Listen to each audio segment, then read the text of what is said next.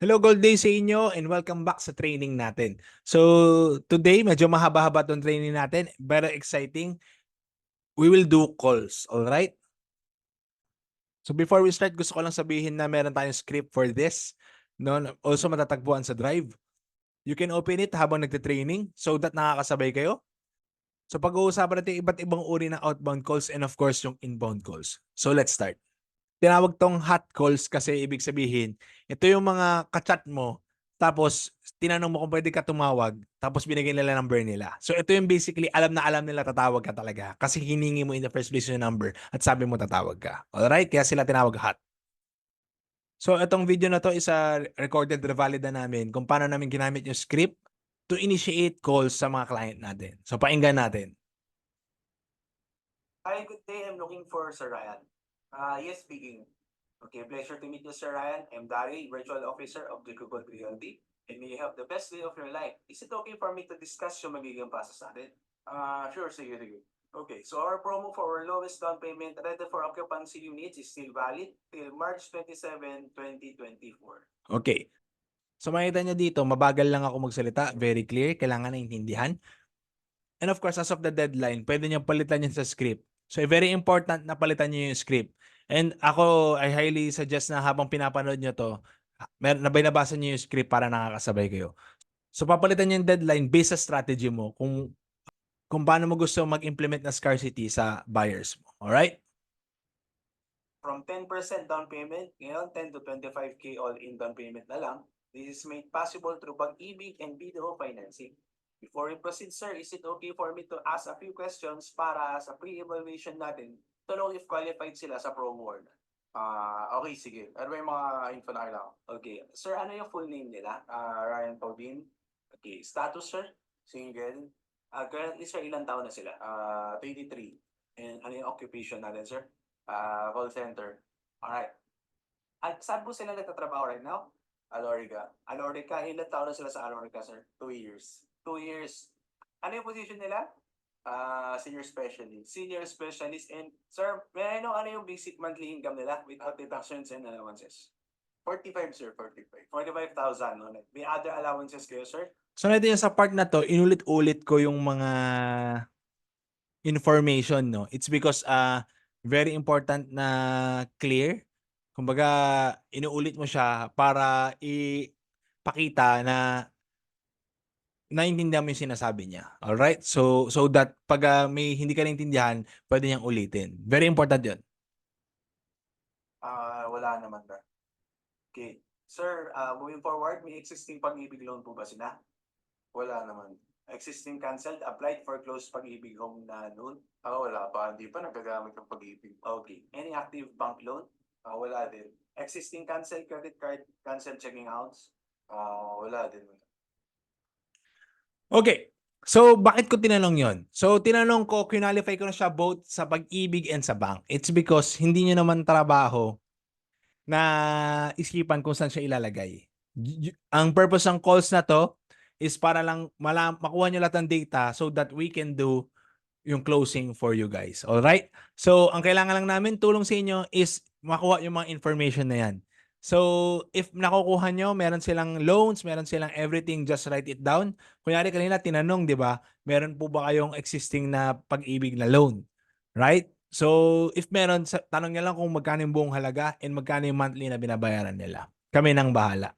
Alright? And of course, may mga notes din dyan sa PDF pag makikita nyo.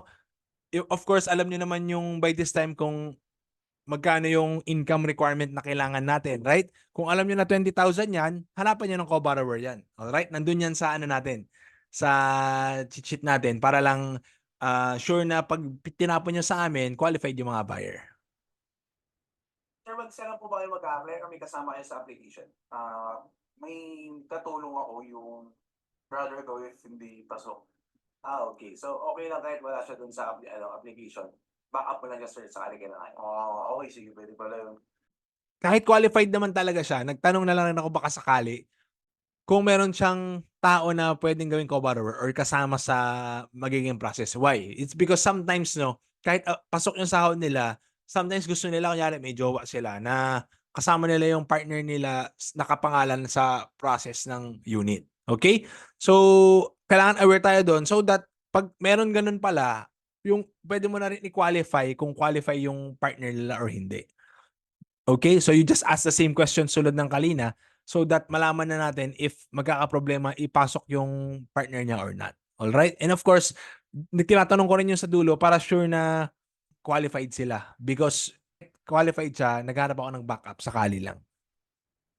So thank you sa mga information sir na binigay nila and congratulations. As of now, qualified sila for studio unit 22.95 square meter na 13,000 per month and sa 2 bedroom namin 30.6 square meter for 15,000 a month, 30 years sa pag-ibig sir. So nakita niyo yun, I said yung word na congratulations, no? So parang yung palang I'm giving him confidence na everything is okay. So sa 45,000, qualified siya sa studio unit natin at the same time sa inner na 2 bedroom natin.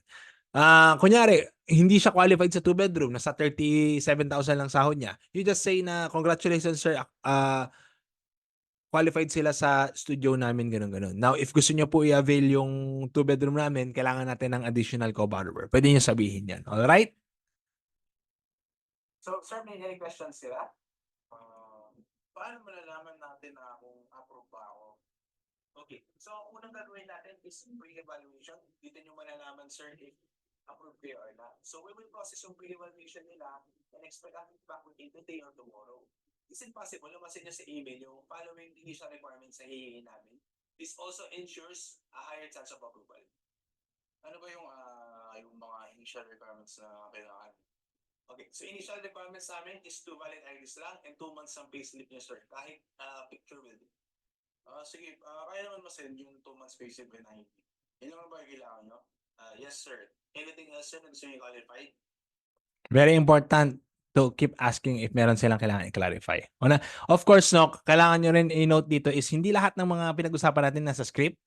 By this time, alam nyo na siguro yung project details, alam nyo na kung magkano yung monthly, alam nyo kung paano compute ng required income by this time, and alam nyo na yung mga requirements, no? So, by this time, dapat alam nyo na yan. So, dito sa calls naman, no, kailangan nyo lang hingin yung initial requirements. And of course, if you can ask everything, why not? Kung cooperative naman ang buyer nyo. If you feel gutsy, you can do it.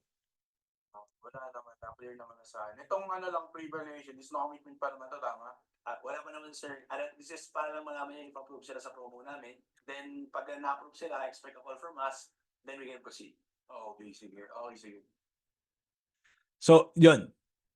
Okay, sir. Anything else? Wala naman. Isisend ko na lang siguro after ng call yung mga initial requirements.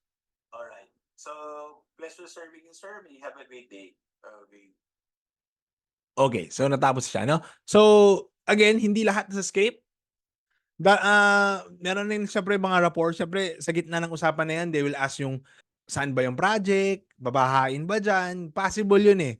And you can answer those sa FAQ sa PDF, no? So you can read yung mga cheat sheet na yan.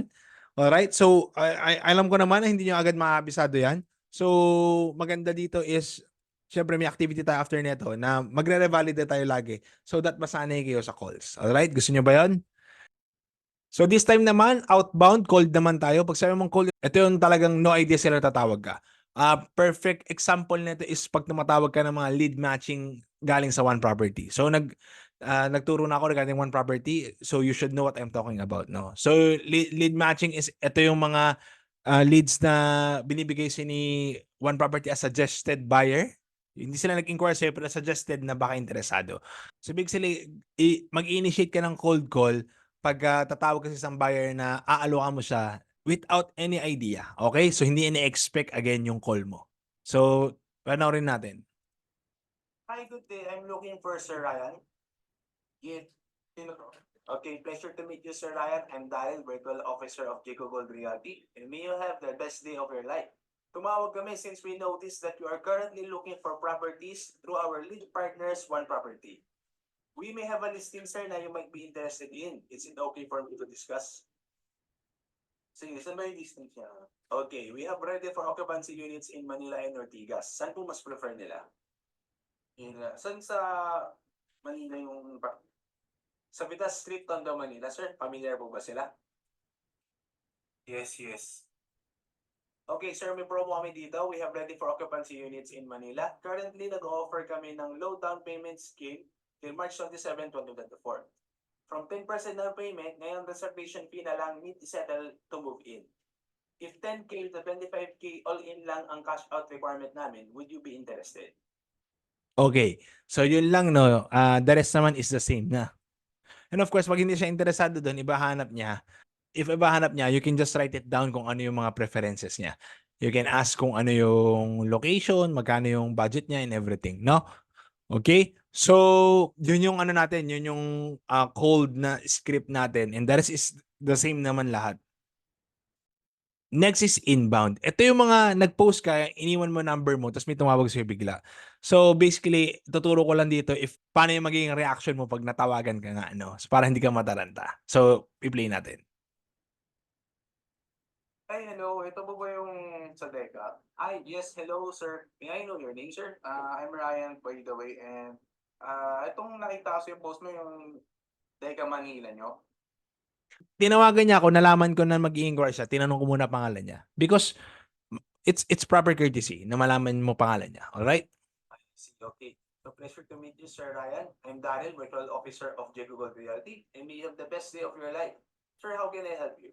See, binabati ko pa rin siya, right? Tanong mo lang kung magkano yung studio unit nyo and paano yung process nito. Okay, unahin natin yung process, sir. Okay lang? Okay, sige. Okay, so So, inuna ko yung process because hindi ko siya mabibigyan ng monthly pag hindi ko alam kung ilang taon na siya. Alam mo yan, right? promo for our lowest down payment ready for occupancy is still valid till March 27, 2024. From 10% down payment, sir, ngayon, 10,000 to 25,000 na lang all-in down payment. This is made possible through Pag-ibig and BDO. Before we proceed, sir, is it okay for me to ask a few questions para sa evaluation natin? Para malaman nyo rin, sir, kung approve sila sa promo or not. Alright, away malalaman ko rin siya agad. Okay, sige. Okay. So, sir, ano po yung name nila? And the rest goes on, no? So, napakadali lang naman ito sundan and this will take practice. Of course, if hirap kayo dito, you can ask your team leader para turuan kayo. And of course, you can always play this video, no? Hindi lang naman ito yung script, but this is a good place to start. And sooner or later, magugulat na lang kayo, hindi nyo na binabasa to. May sarili na kayong way to initiate tong mga calls na to, no? So, activity is revalida with team members. And alam naman ng team leaders na to. So, once in a while, they will conduct revalida with you. No? So, and of course, you can always ask them na mag-conduct ng revalida with you para ma-enhance yung skill mo. No? So, yun lang. I hope marami kayo natutunan and I'll see you on the next video.